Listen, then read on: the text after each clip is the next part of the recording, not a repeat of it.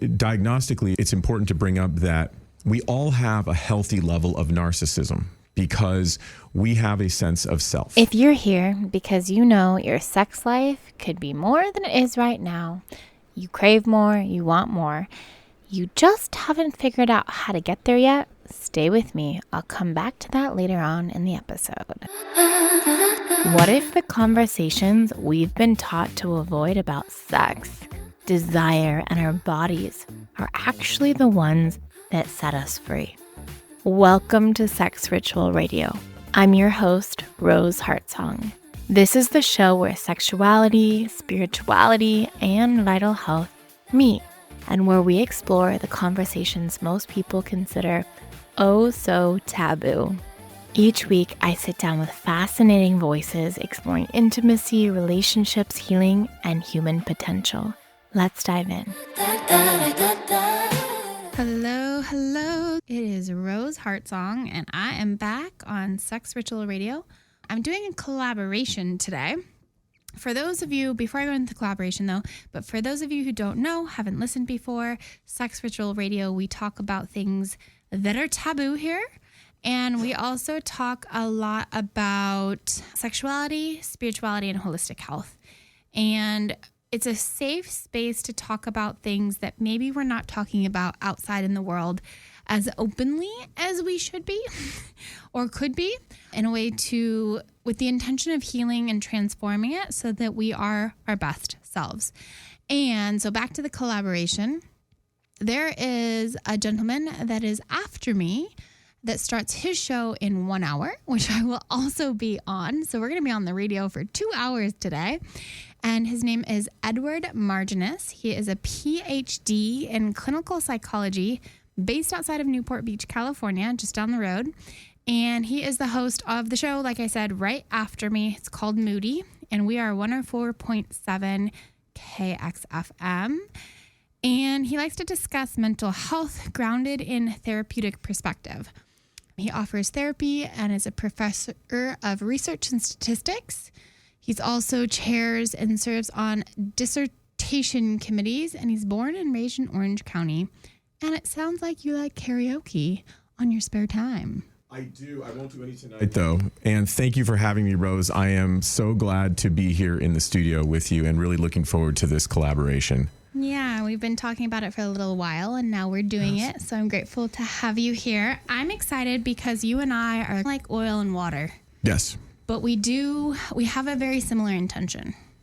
We just do it in very different ways. Absolutely. Yeah. So before we go into that, I want to kind of like preface why. And so I'm a coach and you're a therapist. Yes. Correct. And so the primary thing when I did my sex coach training, my sex coach helped me learn this, is the difference between a therapist and a coach is therapists help process trauma from the past, and coaches help you get clear on what it is that you desire and want moving forward and hold you accountable. So for those of you who are listening, I just really want to preface that's a part of the oil and water, but then in our personalities and who we are as people, we're very different. So I'm really excited to dive in with you. And I'm excited as well. So would you like to introduce yourself, not in my words, but in your words? I think you introduced me very well. I see clients for clinical therapy. That is the bulk of what I do. And they oftentimes talk about relationships, and they oftentimes touch on sexual topics. And so I am very much looking forward to getting the benefit of this conversation and this collaboration so that I can help my clients more. And maybe we help some people out there on the radio. Yeah, definitely. So the taboo topic we're talking about today is narcissism.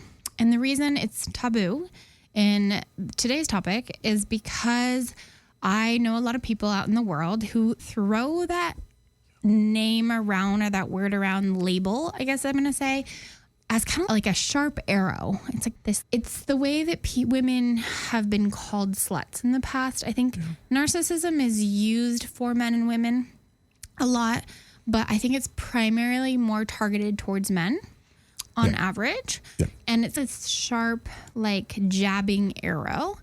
And I don't know anything about narcissism personally, like the clinical perspective.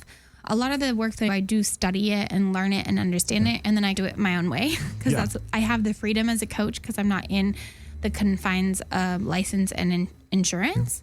But yeah, so tell me, what is like a clinical definition of narcissism? So clinically, and to get a diagnosis of narcissistic personality disorder, which that's the way that we would talk about it clinically, somebody's got to have this self-importance, this grandiose sense of self-importance. They might exaggerate their achievements, their talents, their faculties. They've got fantasies of unlimited success, and they want power and brilliance and beauty. And it could even manifest in wanting ideal love. There's maybe when people maybe go a little bit too hard and showing, look how happy we are as a couple, and maybe that's more the image of it rather than the reality itself. There is a belief in being really special and more special than other people, more important, that their wants and needs and humanity is at a higher level, and that they can only associate with other sort of special people. And they also want a lot of attention and a lot of validation. And so that's the way that we would define narcissism in a psychological context, in people who really need that kind of validation, power, success. Look at me, and there's an entitlement that goes with it. Okay. So do you diagnose people with this?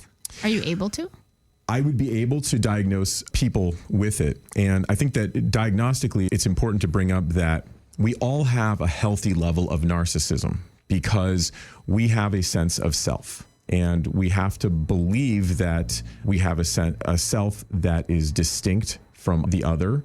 We have to believe that we have something special about us. And there's healthy narcissism and valuing oneself and things that are related to self-esteem.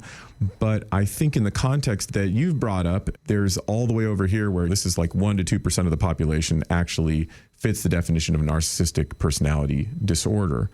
But that clinical definition and is maybe all the way on one side of the table, but certainly people can have behaviors, thoughts, words that are very emblematic of narcissism and can be pathological for themselves and hurtful towards others.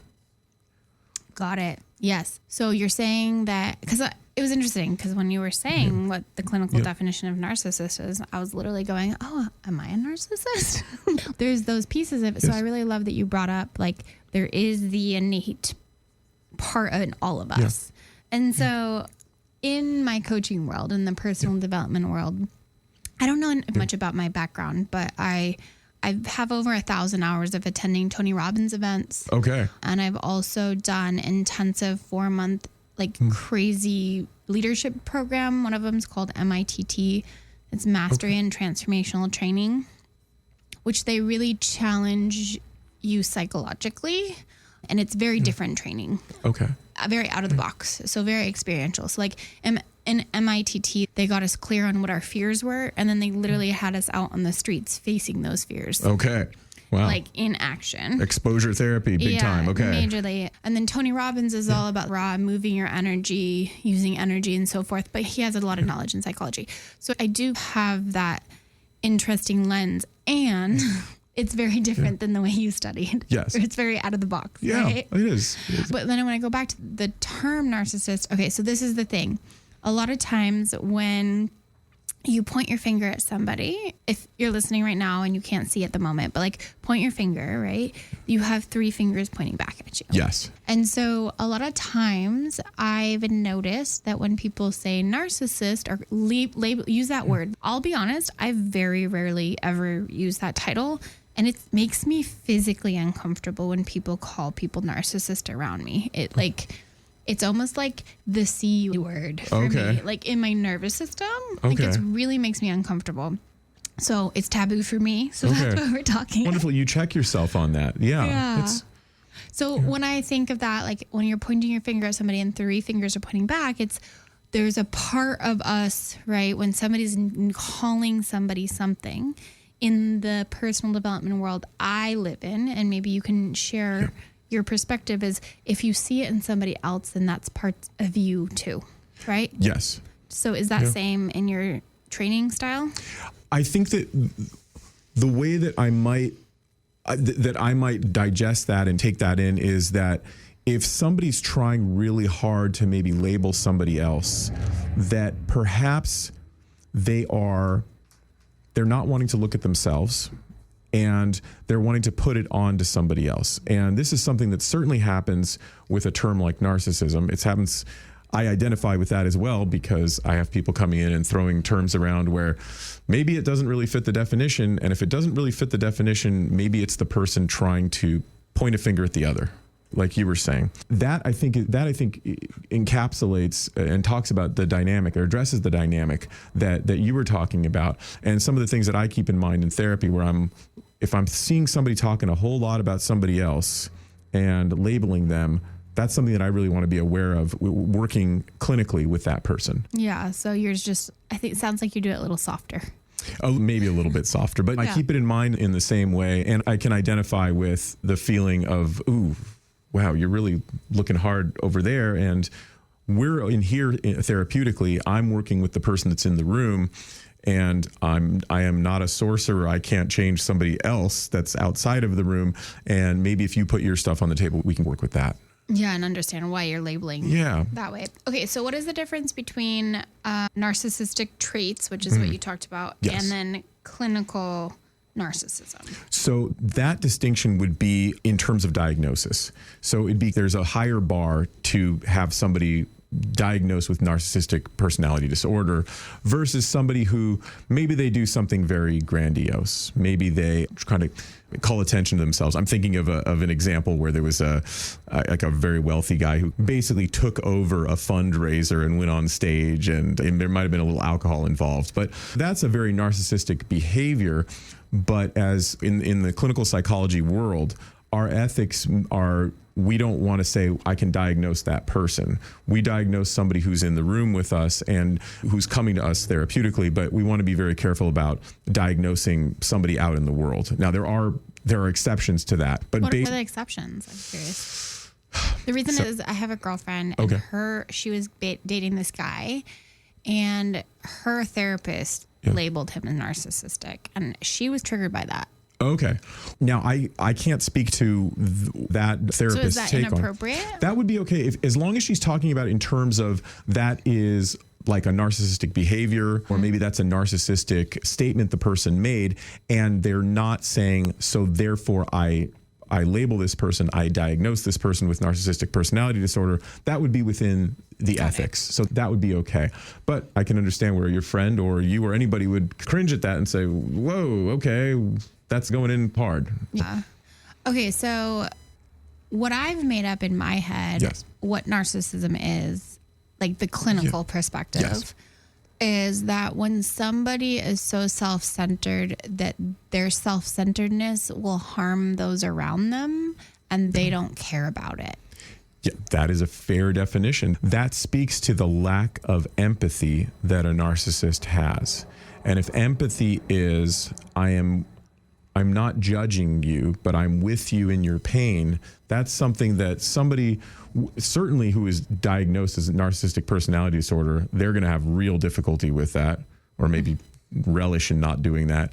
And if somebody has narcissistic traits, maybe it's hard for them to cultivate empathy for another. They're just looking at themselves. They're looking at their own narcissistic injury as a result of something they experienced and can't really think of or empathize with the experience of another.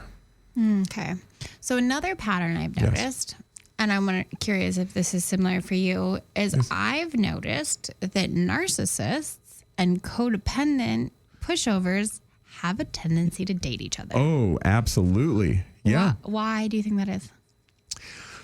Because if you look at the narcissist in a romantic relationship, they're good at inducing a feeling in another person because they're trying to control other people to not look at themselves. You already know why you are here. You're craving more. Maybe the sex you're having just is not nourishing you. Maybe you're bored or uninspired or just going through the motions of the routine. Maybe you want to explore Tantra, maybe you want to try kink or BDSM, or just something you haven't even got the name for yet. You just are craving it and you feel it in your bones. Maybe you are having sex and still feeling empty afterwards, or just not enough sex and you're carrying this deep resentment. Whatever it looks like, you're just not fulfilled and you're done waiting for that to change. That's where I come in. I work with a small number of private clients and we deepen and develop erotic intelligence and erotic communication. And I help people stop settling and start having the most expansive, pleasurable sex of their lives. This work is intimate, it's deep, and I don't take it lightly. So if you're ready, there's a link in the show notes to apply. I don't take everyone. We got to do a consultation just to see if we resonate and work well together, to see if I can help you work well with me, and we'll start there. And I really look forward to connecting with you and having that conversation. Let's talk soon. Let's get back to that show now. So if they've cultivated that as a way to manage their own sense of self walking around in the world, then the person who's going to be the best mark for them is going to be a codependent person, because that codependent person, they don't have that clear sense of this is my stuff and this is your stuff. And so if the narcissist comes along and here's gifts and flowers and very validating statements, that codependent person is going to say, whoa, we are this and we are that. You've heard where couples sometimes talk about we're this kind of couple or we're that kind of couple. That's if you're trying to speak to the experience of another, I can never know what another person is truly feeling. Like I can't know what red looks like for you. Going into that space and saying, we are this kind of person, or we are experiencing the world this way, our relationship is this, that's to go into the space of talking about the experience of another. And the narcissist has been able to induce that feeling in another person and then control the relationship, which is what they're seeking to do. Got it. And then I want to go back to getting the gifts and all the presents and everything. Yeah. That's called love bombing, right? Yes. And love bombing that's another term where I think it's important to, it's an interesting one, because if somebody says he love bombed me, she bombed me, right? If the other person was doing that as a matter of intention, if they were doing it intentionally, right, then it's clearly manipulative. But if that person, let's just say this, now we're taking the side of the narcissist here, okay? But if that narcissist is walking around in the world and they just feel this is the way to exist and to give all these gifts, and they're just feeling that energy at the beginning of the relationship, if they're not doing it as a matter of conscious manipulation, I suppose it's circumstantial love bombing, but it's not love bombing as a matter of, oh, I cooked up this scheme. So I think it's important to delineate that as a matter of intention. Okay, so I know this is a very vague question and it's not black or white. So I'll try to say it like not black or white, but I'm making up in my head that narcissists have a tendency, not are, but have a tendency to be more physically abusive than somebody who's not a narcissist. Yes.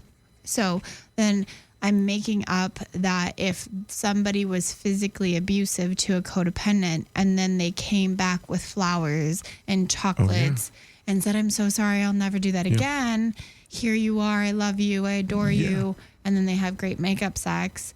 That would be manipulative love bombing. That would be. That would be. We'd have to get into the head of the person who is doing the action, though, truly to know that. But in the case that you describe, it very probably is that they consciously are doing that. And that's one of the things that narcissists do and in relationships is that if you have a relationship, they have to keep dangling the carrot above the person to make them work harder and harder, to make maybe the codependent person or whoever they're in a relationship work harder and harder, because the beginning of the relationship with a narcissist certainly includes a lot of love bombing. And it's very, wow, there's so much love here and there's so much. Probably like erotic passion too, right? Like really good sex. I'm imagining is a huge piece of that. Which kind of hooks it. I think so. And hooking it is, I think that's really what is happening at the beginning of the relationship. And then once that person is on the hook, now the narcissist says, now I know that I can use this as a means toward controlling the relationship. And I don't want to look at myself. So if I am going to use the carrot and the stick, if I'm going to use incentives, and if I'm going to use gifts, that's the way that I can control the person. And the other thing that's more sadistic about this is that the narcissist can also intentionally try to make the person feel bad and try to make them feel worthless, to try to make that person look for approval. And then the narcissist can get a kind of validation from that. As we're talking about this, Yes. I've never shared this on radio before. So I'm going to be honest and vulnerable a little bit. I can't remember. We went to his therapist. I had an ex. We broke up in January of 23. Okay. And one of the things I'm curious about, because he did this a lot, is do narcissists prey on women? Let's say we're saying the example of a male narcissist and a female codependent. Oh. Do the male narcissists have a tendency to like prey on weaker women that need them? Is that a common I trait? think, I want to be careful with saying weaker, but I think women that Passive.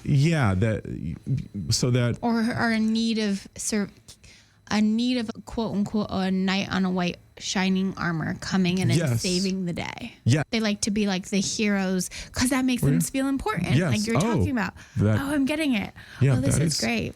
So that making them feel important that's a carrot part of it. And then the stick part of it is some very mean criticism. And then the other person in the relationship feels so bad. And the narcissist says, wow, I must matter a lot because I can say that thing or do that thing and it got this big reaction out of you. But then that person eventually, if it's a bad relationship, if the narcissist didn't give some carrot afterwards, then the person, if they're not clawing back for validation, and if they stop doing that and they're looking like they're going to leave the relationship, then it's time for the flowers and the chocolate and the whole thing, and I'll never do it and I'll change and all this.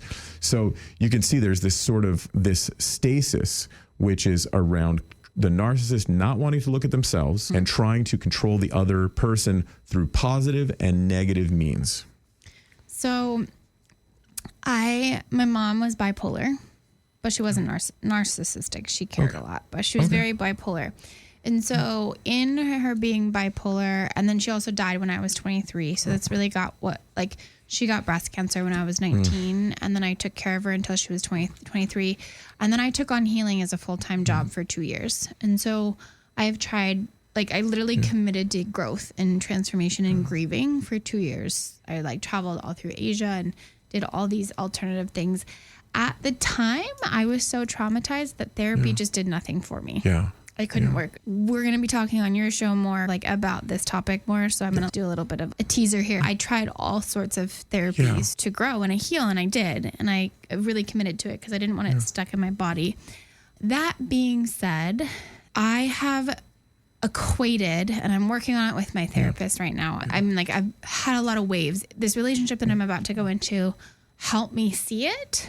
But then obviously you have to repattern the nervous system to understand and be different. But because my mom was bipolar and life was so chaotic, I equated love to chaos. Yeah. And I think there's pieces of me that used to be, it's interesting because I'm codependent, but I'm also very independent. So I would go through waves of codependency and then I'd get away. But I had a really bad injury and I was in a really bad place in my life, really horrible place, really big low. And I met this guy. He is from Egypt and he just came in as the hero. I was a total disaster in my life and he came in and saved the day. And we moved in together instantly. I think I slept with him the first night I met him, and I did.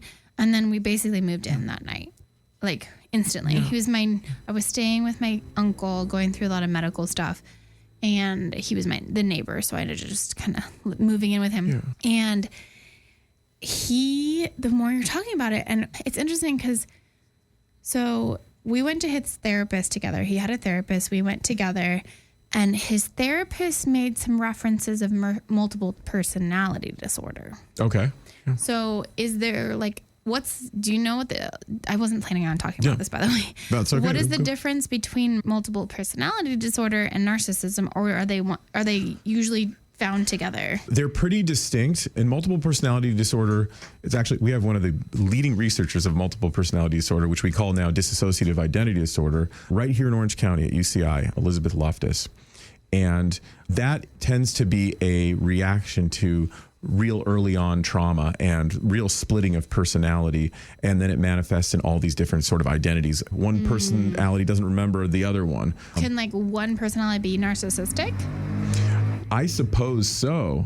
I mean, it certainly tracks. Yeah, because like when you're talking about it, he was when you're talking about what a clinical narcissist diagnosed, what is it called? The clinical identity disorder. No, the other one, the legal clinical version for narcissist. Oh, like a narcissistic personality disorder. Yeah, yes. Narcissistic personality disorder. When you were talking about that was very much how he was, but his therapist never said that in front of me, and he never told me he was diagnosed with it. But it's interesting because he was extremely abusive, almost physically. I had to call the cops on him one time.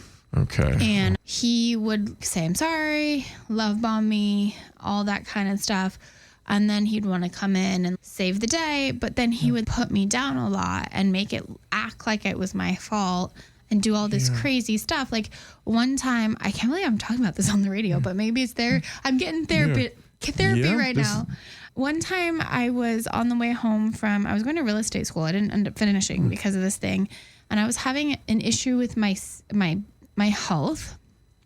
I don't really want to go into that issue on the air, but because of the issue on the health on the drive back, I had a full blown panic attack on the freeway and almost completely died. And I had to get over to the side of the road and I called him hysterical.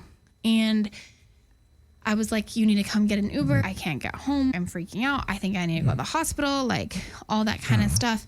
And when he showed up, he was angry. He was really angry and mad that I disrupted him and that I had a problem. Yeah. And like, it was all my fault. And then we went home and that's like he was like, I have work to do. I was like, I need to go to the hospital. Please take me to the hospital. And he wouldn't do it. And that is and then he started screaming at me, yelling at me, telling me to get my clothes out and get out of the house and blah, blah, blah. It's what made me call the cops on him. He didn't touch me. Yeah. He never physically harmed me. But and then the next day he talked to his therapist and I'm so sorry. You're like the best thing in the world to me. I don't want to harm you. And I stayed with him because I was in a physically challenging place. I think that was it was an experiential codependency because I'm just not a codependent person, but because of my physical thing. But as you're talking about that, for those who are listening, I'm sharing a real life story. And I feel at the time he was angry about me getting hurt. Yes. Which was not my fault. And I don't think anyone should be angry about somebody. Like anytime chaos or like challenges happened that were outside of my control, he would get angry at me. Is that like a narcissistic behavior? That really tracks because you had an experience that was not in reference to him. Yeah. And because it was not in reference to him and because you needed something and something that you need to get off the freeway, you need to go to the hospital, he couldn't take that in because he didn't induce that. Oh, that's so fascinating. Oh my gosh, I just got it. Those of you who are listening, he couldn't hold emotional space because he didn't create the issue. Yeah. Wow, I just literally had the light bulb go off. So that's a narcissistic trait. That is a narcissistic trait. Okay. And he had to then make it about him, and that's why he responded with rage to try to get emotions out of you, and to try to say, let's bring this back and let's make it about me. I'm angry that this thing happened that was not in reference to me. Let's try to bring it back and make it about me and make that dynamic happen between you and I, and then get the emotions toward me, because if something else happens over here, that means I don't matter. Oh, wow. That's so fascinating. That's a huge aha moment. So it's interesting though. I've learned from this experience, right? I learned from the experience that I was in. One of the things I learned is because of my mom's bipolar patterns, right?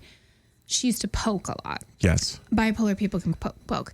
And because of that, I learned to poke. And so I used to poke the bear. Wow. Okay. So I think it's also really important that the codependent people who are pointing their fingers saying this person's a narcissist are also taking personal responsibility of how they're also creating it to be worse sometimes. Right. So I poked at him when he wouldn't take me to the hospital.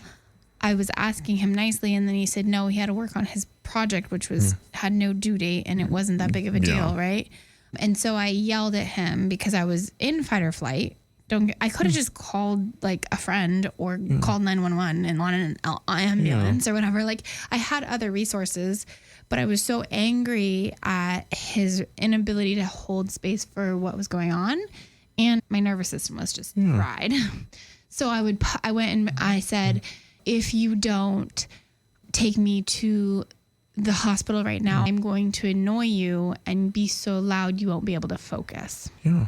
But he got that response. Him creating that space then got me in. And then when I was in and hooked, then he got aggressive and angry and made it all about him. So that's like the codependent piece where I was codependent in that moment to him as opposed to like calling a neighbor or calling a friend. Unfortunately, my family was out of town, both of them, but there was other resources. Yeah. But like, you wanted your partner to love you and take care of me. Yeah. That, in your vulnerable place. And so that really makes sense. And maybe you're poking him on this had to do with trying to get the love out of him. Maybe it had to do with recapitulating some of the chaotic dynamics that you were talking about, you may have grown up with, but you were like, show me some love. Protect me. Yeah. That was one of the things I think. So that makes so much sense because he didn't create it. It wasn't important to him. That makes so much sense. Oh my gosh. Yeah. Wow. Okay. Y'all, I'm getting some therapy on the show tonight. Yeah. I'm grateful that I walked away from that situation. That relationship ended. Yeah. And literally, it was so interesting So the interesting part is I didn't actually leave him, which is fascinating. He left to go on a world trip because he got his citizenship and he got his U.S. passport and he was able to travel. Okay. And so he left to go on a world trip. And I actually was heartbroken about it because I was codependent. And I ended up going to this retreat, New Year's Eve retreat, and he was leaving January 5th. This was 2022. Okay. And we decided to do Kambo together. Do you know what Kambo is? I do not. What is Kambo? So we're doing the conversation we're going to have on your show. Yes. Kambo is a frog venom. It's like this frog that lives in Amazon. Oh, okay. And it's legal actually. Okay. It's not like mushrooms or whatever. It's totally legal in every country in the world except for Australia and North Korea, I think, something like that. People get trained to do it and it's a peptide. But it's a physical. So what they do is they stretch out the frog, they stress it out, and then it secretes this venom, basically. Wow. Okay. And then they scrape it and put it on a wooden thing and then ship it here from the Amazon. Wow. Okay. They don't kill the frogs though, or harm them. They just mark them so they know they've been excreted. Oh. And then I actually had a woman on the show who did a whole episode about it. You guys can go back and listen to it. Wow. Okay. You should listen to it. It's really good. But basically then they take a little incense stick and they put little tiny marks on your skin that are hot so you can get to under the skin. Yeah. And they put the Kambo frog medicine on and it just flushes through your whole body really fast. You're not supposed to eat or drink. And then you drink a ton of water right before. And I think this is one of the best therapies there is in the planet. Wow. And it makes you vomit. Okay. But it's all you have in you is water, nothing else. And it's like a spiritual, mental, physical, emotional, psychological detox. And so anytime I know people who are energetically blocked, spiritually blocked, mentally blocked, they just can't break through and they're just stuck and they just can't get there. I'm always just go do some Kambo. And then they come out and their whole lives are better. Literally within 24 hours, it transforms everything. All the blocks are gone. Maybe I should do some Kambo. Yeah. Be good. Anyway, so we did Kambo and it was this kind of decoupling situation. Yeah. And then that night we did a mushroom ceremony. And in the middle of the mushroom ceremony, I was hysterically sobbing and so heartbroken, all this stuff. I was broke. I had negative $300 in my bank account. I didn't know who my roommate was going to be. I didn't know how I was going to pay my rent. I was in a bad place. And I didn't have a community. And this guy that was abusive was leaving. And I was heartbroken. So I was in a bad place in my life. And he got triggered about something somebody was doing. And he's like, hey, I'm going to go smoke a cigarette, which was a huge problem. We fought about that all the time. And something clicked. I think it was the Kambo and the mushrooms. I was high on mushrooms. And I was like, what are you doing? take your power back. And I did. It was just like this decision. And I stood up, I stopped crying, and we were outside in Joshua Tree under the stars, and there was a fire going, and we're all high on mushrooms, and there was people singing songs. It was really beautiful. Wow. And I just went to the fire, and I just started to dance, and something shifted inside of me, and I just started radiating power, and I felt that. And it wasn't narcissistic power. No, no, it sounds very powerful and very self-efficacious. And yeah. And then all the women around me who were part of the ceremony, there's probably like 40 people, maybe 25 people there. The women started to dance, and then everybody started coming around me, and they're like, oh, are you a practitioner? Like, they didn't even see me before. I didn't even exist. And then literally the next morning, I sold something I had on eBay for $1,000 that I didn't even know was on there. Then I got a new client, my first coaching client, by the way, my very first client, because I had just finished my sex coach training. She hired me on the spot, and then I got my perfect roommate, and I got this job that I loved. And then so he left on the 5th. I started the job on the 7th. I started a women's group on the 10th. So all of a sudden I had a whole community. Wow. I had all this money. I had an amazing roommate, and everything shifted. I can't do it like that. You know? Like that. Okay. And then he left, and that was that. And I haven't been codependent since. Wow. Okay. That's a very powerful psychedelic experience. Sounds like Kambo worked. It does. It works really well. It's really powerful. I think the only thing is if you're on SSRIs, you can't take it, or any sort of, you have to be really careful with anything like that. But yeah, so thank you for sharing what narcissist is. So now I know I'm not the type to label somebody narcissistic, and I think he was probably narcissistic. Yeah, it sounds like he was. And whether that might have been diagnostically narcissistic or probably, but we don't know. But the point that you talked about with his therapist had not labeled him that way. In front of me. In front of you. And probably wouldn't be to him either, because one weird thing with therapists is that we're not supposed to tell people their diagnosis. I was going to actually ask you that. Yes. Can you tell somebody that they're a narcissist? Would you ever do that? I would more go toward the behaviors and the way that they might be experiencing the world rather than instead of the label. But his therapist did say in front of me that he was physically afraid of him. So the therapist was afraid of him physically. Oh, wow. Okay. Yeah. So that's probably a good indication. Yeah. Wow. You don't want to be afraid of your clients. That probably affected the therapeutic dynamic in a negative way too, because if a therapist was hedging what he was saying and his interventions toward your ex, that probably would have been a hindrance to his benefiting from therapy. And I should have gotten out. But I felt like I couldn't. And in that moment, I changed it all. It literally shifted. And I think transformation can happen in an instance, personally. I think that it can as well. And the therapeutic frame on that would be that maybe the change happens in an instance. Maybe the epiphany happens in that instance. But there's a lot building up behind that. A lot of experience and a lot of perspective and a lot of therapeutic work that aids in that epiphany. And so that might be the therapeutic framework that goes along with it. And psychedelically, there's probably Kambo helped out a bit on that one and kind of pushed you over the edge a little bit. So I want to talk a little bit about sex. Yes. Because this show is called Sex Ritual Radio. Yes. So now thinking back to the ex, another issue that he had was actually premature ejaculation. Yeah. And I have been studying premature ejaculation because it's an issue that men have, that and erectile dysfunction. Yeah. To me, erectile dysfunction is more logical. It makes more sense. I feel it's easier to help. It's either like, A, you got to go get your hormones tested first. And then B, it's whatever's going on in the mind, it's looping. But do you have any idea, or am I totally just going left field right now, would narcissism and premature ejaculation be associated? Wow, that's a good question.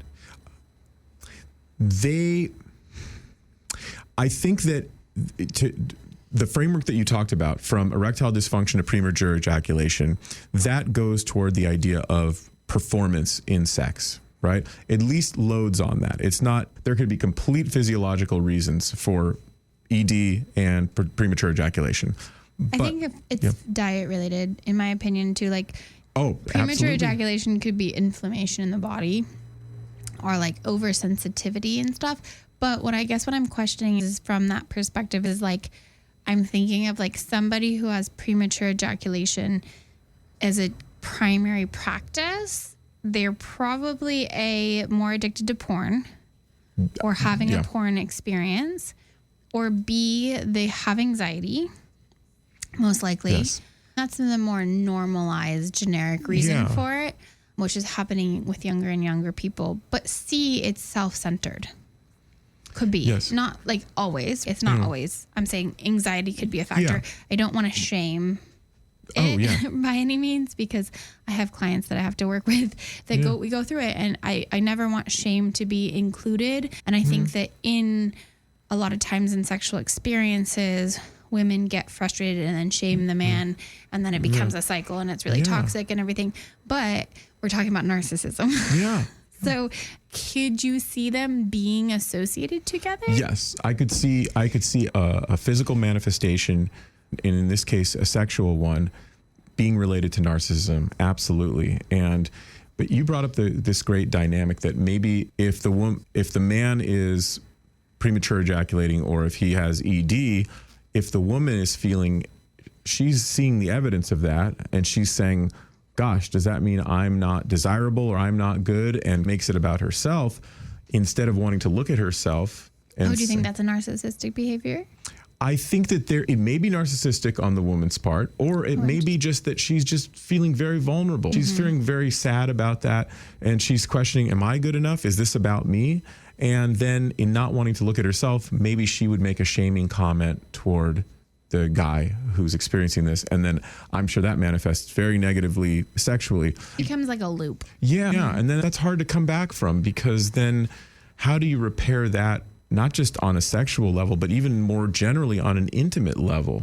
How do these people experience this closeness together if he knows if he goes too fast or goes too slow or isn't hard enough, or that he's going to be criticized for it? Now that's a new level of anxiety that he's bringing to the intimate situation, and he's probably a whole lot of not too happy about it, and so is she. Yeah, no, 100%. And I work with people on this a lot, of like how to navigate and repair. But I want to make a clear distinction here, because there's a lot of times, A, it's physical. Yeah. B, it's porn. Yes. And the addiction to jacking off and porn and physical stimulation from their self in a fantasy in their head, and not having a physical person in front of them, that can create an anxiety loop in their head. And that anxiety loop can create either ED or premature ejaculation. That being said, I want to separate that. Yes. To specifically, I don't see erectile dysfunction as an egotistical thing, right? Because if somebody's having issues getting hard, that's going to be negatively impacting their ego. That's going to be an insecurity factor. Yeah. They're going to feel insecure because they can't get hard. That being said, a boner is actually for women, because men can have a full ejaculation and orgasm without a full boner. But wow. Okay. it's possible, just so you know. It's really actually for the pleasure of the woman. And also, when I think about some men that I've been with in the past that are self-centered, they have a tendency and pattern to come too fast before the woman comes. And so in my mind, I'm making up a story at the moment that could potentially be a narcissistic trait, and from that intention, what the intention is. Yeah. And that certainly tracks, because in the manifestation of narcissism in the bedroom is they are looking at sex as, they're not thinking of the other person's feelings so much. They're looking at it as a performance, as a matter of self-aggrandizement, as a matter of getting off. Yeah.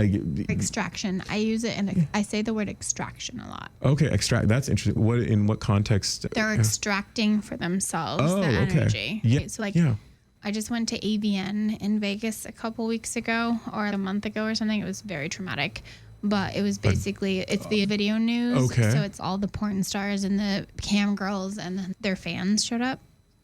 Okay. And then it was sex dolls. Oh, okay. Everybody was there. Okay. Yeah, it was very interesting. And it was very extractive energy. So it's like, what can I take for me? Yeah. So like when we extract things out of the ground or we take things out, it's like bringing towards itself. But yeah, it's that needy energy. Yeah, not like a shared, intimate kind of thing. That's not that dynamic.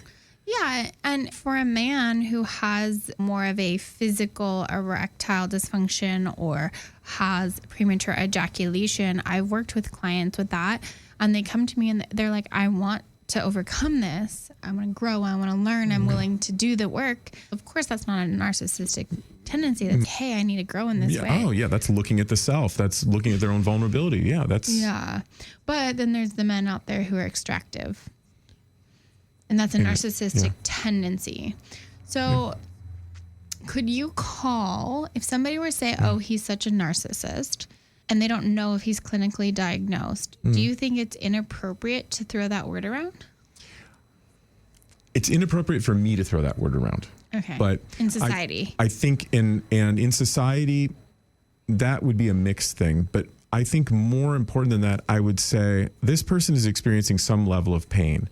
And they're experiencing that level of pain and making it about the other person, at least in that moment. And then to say, can you tell me what that means? What does that mean? You said he's narcissistic. Can you tell me where that lives? And is that manifesting in your relationship dynamics? Is that in the bedroom? Where is that really happening? And in that way, because I can understand the wanting to shake them by the shoulders and say, hey, take some responsibility, some accountability. But sometimes I think that therapeutically, and this is the way that I might work with this, to completely understand what you mean by this and to completely put the focus on the other person and let them get all the blame out. And then that can bring up the question, all right, what are you going to do about this?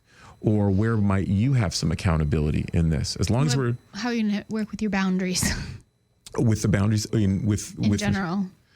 Do you mean helping the client? Yeah. I think that... Do you work with boundaries a lot? Yes. Okay. Yes, definitely. I think that boundaries they're not a matter of willpower. They're not a matter of you got to have boundaries and it's the thing that stops people from having boundaries is they might have an intention of, I want to stand up for myself. But if somebody over here, the volume is really high on that person criticizing them or belittling them, or they're looking for love, maybe they're going to go against their own intentions. And maybe the boundaries are not where they want them to be.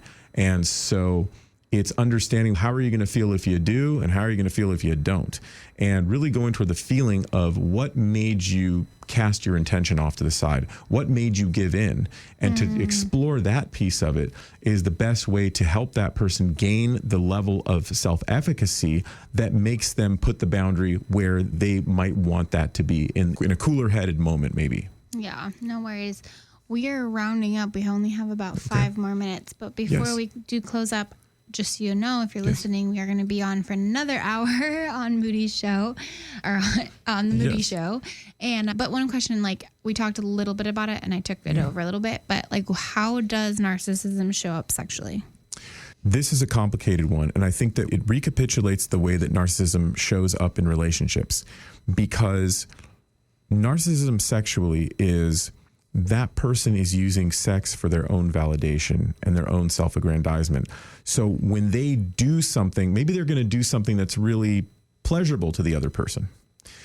But if they're doing that only in the vein of reflecting, look what I did, as opposed to, I care about this person, I love this person, that's really confusing for the other person experiencing that, because they feel like, wow, you've cared about me so much. You've done what I wanted to do. You've gotten me off. But then what happens is the other person starts to see, wait a minute, you weren't really doing this for me. You were doing this as a matter of performance, as a matter of just validating your own self. You don't really care about my needs. And I think that in the beginning, that's how it starts, where the person is doing this self-aggrandizement kind of thing. But then later on, it manifests in kind of somebody being a greedy lover. And this is speculative on my part. When people come to therapy, they don't talk about the very finer points of sex so much. It's more just they're unhappy about what's going on. That's why I'm so interested to talk to you about this and to hear from you about this. I get all the details. I imagine you do. I get none of them, but it's still very, very interesting. It's just a different part of the sandbox, a different corner of the sandbox. But I think the narcissistic lover in the bedroom is starting off and wow, that person just cares about me. That's so passionate and it's so strong and we're so connected. And then after a while, that person is maybe using the other person as a sex doll and then they don't feel cared about. And then those relationship dynamics, again, you don't care about me and I don't care. And then there's a blaming and trying to bring that person back into the fold and insulting them and just keeping them hooked on the line, the way that you said it, which I think is a great way to say it. Yeah, interesting. Yeah, that makes sense. It happens a lot. A lot of my clients that I work with, like they come in pointing fingers at each other and I'm like, how can we be team here? Yes. How can we work together on this? Okay. Yeah, that's so fascinating. And that's another thing is like when they come to me, a lot of people, but specifically male brains are this way. As they're like goal oriented. Yeah. Get the orgasm. And so sometimes when I work with my clients, depending on who they are, obviously, I'll just take orgasm off the table. Like, you guys can have sex, but you can't have an orgasm. And they're like, what? What are you talking about? I think that makes a lot of sense. Because we're taking the goal away. And my goal is just to have them be present with each other. Yeah. Especially sex toys like vibrators. They can be like, I think, on the female side, because I don't want to just pick on men, vibrators can be the very narcissistic traits. I'm not saying traits in the bedroom. It's, you can't do it for me, so I'm just going to grab the toy and use it. I love vibrators. Don't get me wrong. I think sex toys are amazing. And also, what is the intention of using it? Yeah. What is the intention? I think it really brings that question to the table, because is sex something that people are sharing and it's a co-experience and it's checking in with each other? Or is it just two people just trying to mash together and get off? That's like a stress reliever so they can go to sleep. Yeah. And, exactly. And who am I to judge what it is either way? But at the same time, those are two different frameworks in talking about what sex is to people, and something more that you can speak to than I can. But thank you. This was very therapeutic, talking to a therapist. I talked about some things I've never spoken about online, so that's cool. I'm pretty open book, though. How can people find you? So my website is marginusphd.com. My Instagram, which is also marginusphd. How do you spell margin? MARGINES PhD. And I'm also on Psychology Today. So if somebody's looking for therapy, they can reach out and talk to me and see if we're an appropriate fit. Awesome. It's been an absolute pleasure to have you.